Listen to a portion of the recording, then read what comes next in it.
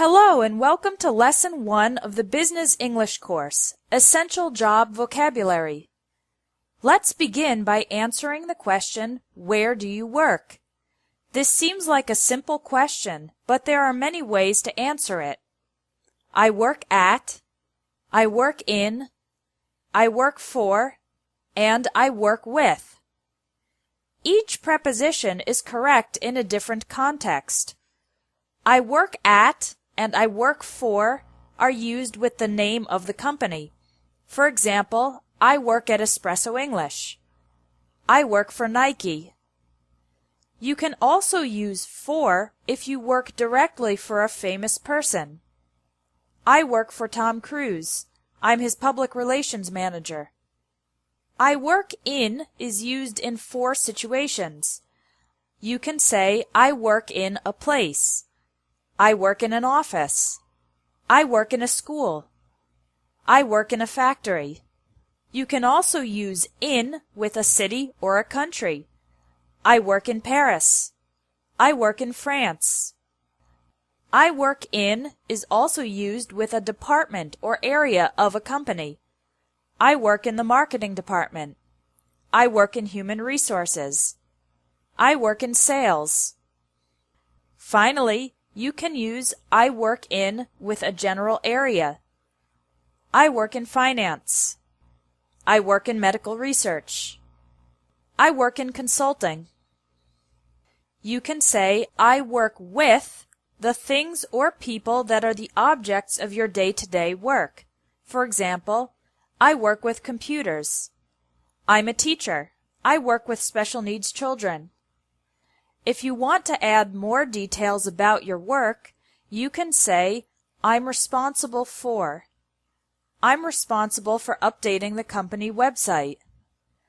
I'm responsible for interviewing candidates for jobs. After I'm responsible for, use the ing form of the verb. Let's review. I work at a company. I work for a company or a person. I work in a place, city, country, department, or general area. I work with people or things. In conversational English, the question where do you work is commonly phrased as what do you do or what do you do for a living. How do you answer this question if you don't have a job? You can say, I'm unemployed, or more indirectly, I'm between jobs at the moment. If you work for yourself, you can say, I'm self-employed.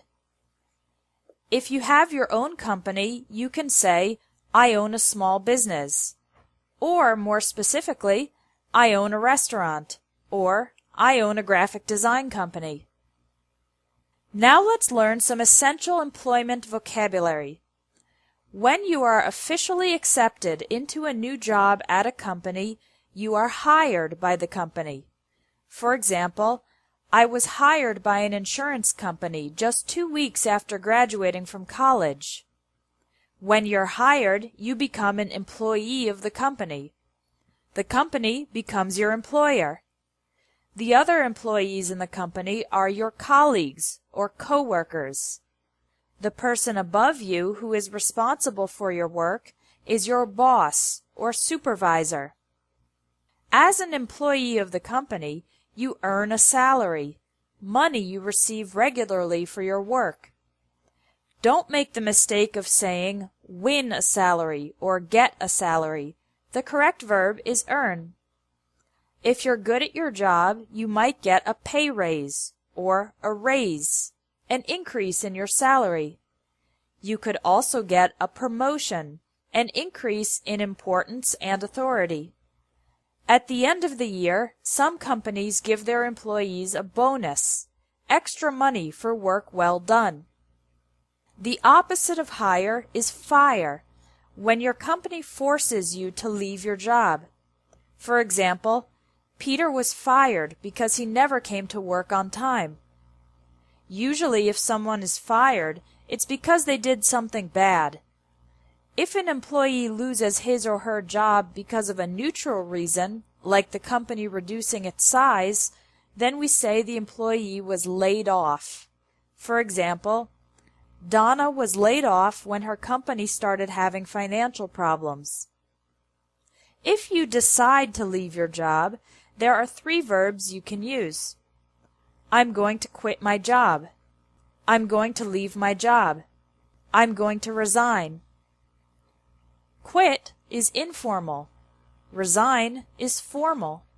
And leave can be formal or informal. When an old person decides to stop working, the verb for this is retire. In most countries, people retire around age 65. Let's review the vocabulary you learned in this lesson. Listen and repeat to practice your pronunciation.